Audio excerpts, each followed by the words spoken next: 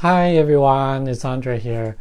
Today I'm going to talk about what's Health Canada doing with our current natural health product regulations. So I want to give a little bit history about natural health product regulations. So in 2004, the government created a regulation for natural health products.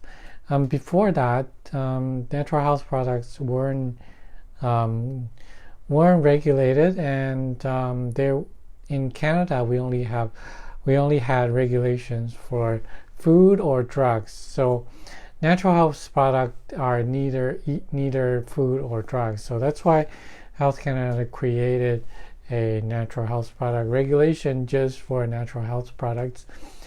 The Chinese herbal medicine products are also included in it as well. And that's the history. Well, the manufacturer and the publics and the importers did not like how it was regulated. How the 2004 regulation were created, but now it's not perfect, but they all kind of accepted it and they were following it for the past 15 years. So back then they started asking for licenses. You have to apply a license for each individual products that you're importing, and each license costs approximately $1,200, and depending on how many products you're carrying, then that will multiply 1,200. That equals how much money this importer has to spend, has to pay to government before they are allowed to import everything in here. And at the same time, there were some labeling change, and just to make everything more, the font bigger, make things easier to read, things like that. These are, and on the surface level, these are great regulations. However, it does impact our consumers a little bit with these regulations, because, for example, they want more information, they want bigger fonts on the labels, so the consumer may find it easier to read, and they are able to make more informed choices. So more information on the product, the more knowledge the consumer has before they make a choice of their products. But at the same time, some of the products, because the label end up being too big, it doesn't fit the small products anymore. So the importers has to drop the small size product and only leave the medium size or the bigger size product because the label doesn't fit. And how that kind of impacts our consumer already, because for example, if you're trying the product for the first time, before that you had a chance to buy the small size to try it without paying too much money. Now you're forced to buy a medium size or a bigger size to try it. Excuse me. So the consumer end up paying more for trying a product. Another scenario would happen, maybe you only need this much in a year, and you are now forced to buy this much or this much, and the product still has expiry date. Maybe by the time the product expires, you only use this much, so the rest still goes to waste. Your money goes to waste. So that's the negative impact on that. And what I mentioned about licensing costs is that the importer still has to make money in order to sustain their business, if they're not making money, then what's the point of importing all those stuff to Canada, right? So if the importers are not making money, then nobody's going to import stuff to Canada. The licensing fees, obviously, the importer has to get it back from selling the product, right? So what are they going to do? They have to increase the product price so they can get the money back maybe in 3, 5 years or 10 years. So the consumers end up paying for that as well. So now this new regulation, proposed regulation change, they want to make the label even with bigger fonts, better coloring, so you can read better contrast, you can read better, and maybe French, English, both have to be on there. More information, ingredients, cautions. By the time all these information are fit there, and with the correct font size, the label are getting bigger and bigger. Oops, sorry. And our Canadian market is quite small compared to the world or to even US. A lot of manufacturers only sell a small percentage. Canada is only kind of small percentage of their global market. So if you're the manufacturer, why would you want to spend a lot of money, maybe create a separate production line just for our Canadian market? So if that happens, if they decide they want to continue to sell to the Canadian market, one thing, they're going to increase the cost because they have to make a special order or make a special production line just for Canada. And second, they might think, okay, Canada is worthless. The Canada market is, I'm not making money from Canada. I'm not making too much money, or I'm only making a tiny little bit of money. We're going to drop the Canadian market. So we end up having no products. So as a consumer, you probably have noticed that how come each time as a Canadian you go to the States, you found out their supermarket or their whatever stores carry much more variety, a lot of products. How come they have it but we don't have it? So that's the reason Canadian governments are making a very tight control of what's being imported to Canada. So we end up having fewer choices, and our products are more expensive, as we all know. Like even people like to shop in the States because it's cheaper, and it's not because we can have a better sales here. It's because governments are taking a big chunk of money from these importers as part of the cost of importing these products. So the product will end up costing more than the States, and we end up bitching about it all the time. And most people will just, okay, fine, I'm not going to buy from Canadian stores. I'm going to order from Amazon or eBay. I'm going to go down to the States to buy there instead. So our money end up being in the US or in Europe or whatever. So the Canadian money are not spent in Canada, so we end up losing money as a whole country, and that's pretty bad for our economy. But the government isn't doing anything about that at all. So if you find a product that you cannot buy here, you buy it from the States, the custom is not going to give you any shit about importing those products, even if they don't fit our Canadian requirements, or it does not have what our government or Health Canada are asking for, because they think that's a small part. You're as a person, you won't buy enough to affect Canada. That's what the Health Canada thinks.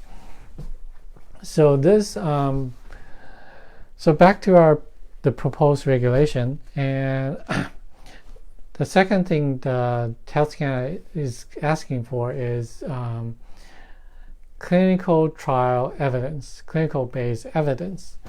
So as a consumer, you said you would think, why not? So my product is, before I buy the stuff, and it's been tested in a clinical environment, and it's proven to be effective and proven to be has minimal side effects. Why not, right? Well, I'm not against having clinical trials, but is that really necessary? There are a couple points I want to tell you. Number one, clinical trial costs a lot of money and time. So who is going to pay for that? For example, let's say you've been using Tums to help your upset stomach, but Tums has, I'm just hypothetically, I don't know if actually Tums went through clinical trials or not. Let's say if they haven't, and you've been using Tums for years to help you with your stomach, and one day you realize, okay, Canadian government is asking for clinical trials, and there are two scenarios that could happen. So one bottle could used to cost you $6, and now it's costing $30. You would think that's absurd, because why you're paying this more price for the same products, and it's been working fine and nobody died from taking Tums. Why is Canadian government doing that? So that's the cost of having clinical trials adding onto your product. Or a second scenario, you went to the store to buy Tums, and Tums is no longer available in store as over counter, and you might have to see a doctor to get Tums, or you have to go online to Amazon to buy Tums from the States. So is that really reasonable? Is that really necessary? There's a Chinese cough remedy called I think it's called Namjion. Basically, it's a cough syrup made from herbal medicines, and it's been around for, I think, almost over 100 years. And if something has been around, used by majority of people over 100 years, and there has been nothing negative or nobody died from it, no bad side effect being reported from it, why do you think that needs clinical trials? Okay, so let me explain clinical trials. So why do pharmaceutical companies do clinical trials? They do clinical trials before they put the product onto the market. They want to make sure the product is effective and it has minimal side effects before they release it to the public. And these clinical trials are usually done between 100 to 1,000, with 100 to 1,000 patients. And the time frame can be a few months, maybe a year, maybe a couple year maximum. So they want to see in a control, a short-term, fewer people environment, see if there's any bad side effects or if the drug is effective before they release for the public. But how come there are so many drugs that's released on the market for a few years and it gets recalled by FDA or Health Canada? So what they all done clinical trials. So why is this still happening? Well, it's because the clinical trials is the sample size, number of people involved, number of patients involved, and the time frame is too short and too small to represent the whole country or to represent the whole public who's using the product. So after the public, maybe thousands or 10,000s of people using it for many years, maybe 5-10 years, they'll realize something is actually, some side effect does not show up in the short term, can show up in the long term, and the product gets recalled. So So then what's the point? Okay, for pharmaceutical drugs, clinical trial is necessary. But for Chinese herbal medicine, which has been around at minimum few hundred years, maximum maybe 1,000 or 2,000 years, circulated in the public with lots of people and using for a long period of time. It's been safe for that long. And why are you asking a small clinical trials of the product? It does not make sense, especially when somebody has to pay for this. Well, the manufacturers are probably not going to pay for it. The importers are not going to pay for it because that costs a lot of money. So the doctors, the practitioners, don't have the money to pay for it either. The reason why manufacturers or importers don't want to pay for it is because these herbal products are not protected by patents. Pharmaceutical drugs are protected by patents for 20 years after they get the patent. So they get the exclusive right to produce these drugs for 20 years before any of other pharmaceutical company could produce the same drugs. So they invest a lot of money to clinical trials to get the drugs onto the market. It makes sense to them because they are not throwing money away. They will make the money back for the next 20 years. However, for Chinese herbal medicine products, if one manufacturer decided they're willing to put money into clinical trials, their competition all benefit from it. So why would somebody spend a lot of money to benefit their competition? And they don't have the exclusive rights to produce the product because maybe it's garlic extract, maybe it's turmeric extract. You cannot patent these things because they are plants. So there's no way to protect the rights.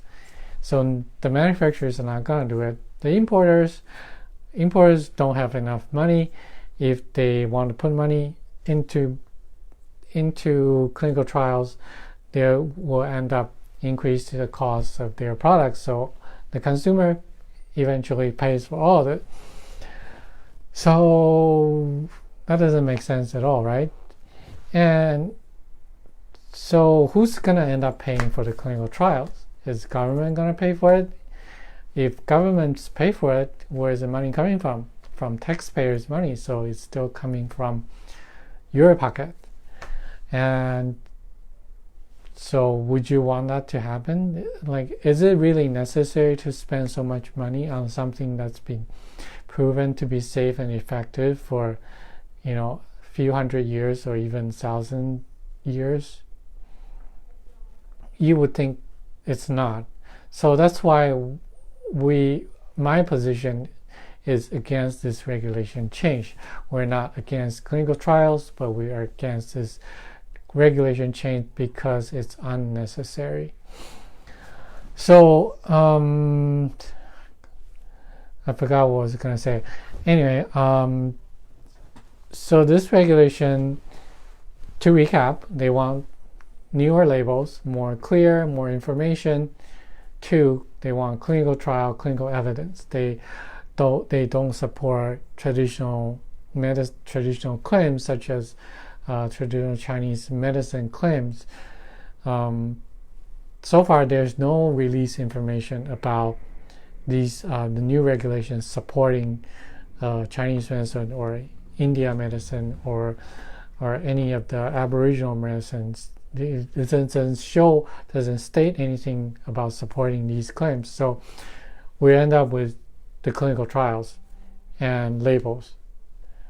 So with these two changes, like I said, we're either end up paying more for the same product you've been using maybe it's a cough syrup, maybe it's something that helps your stomach, or we end up with nothing to use. Like if you are a parent, imagine that your child is sick, he is coughing all night and couldn't sleep. If your child cannot sleep, then you cannot sleep either. You cannot sleep, your partner can't sleep, maybe your other child are affected by that as well.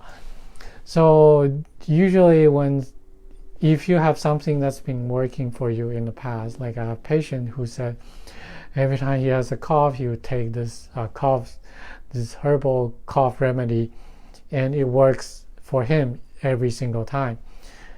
And if that doesn't have, if you go to the store, they don't have it anymore, and you cannot, and it's Saturday night, your kids can't sleep, you cannot see your doctor until Tuesday morning, you cannot get your appointment until Tuesday morning, then what are you going to do?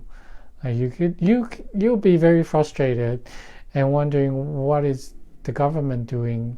Like banning this product. It's not banning, it's because the importers cannot afford to import these products anymore.